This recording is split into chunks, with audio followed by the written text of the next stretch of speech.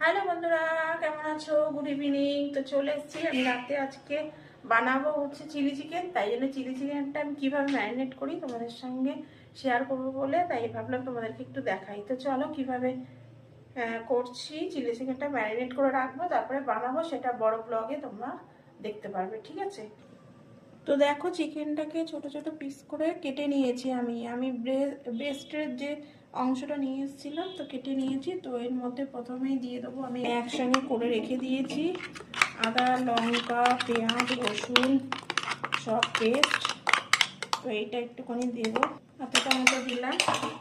একটুখানি red chilli optional, আমি এইভাবে করি।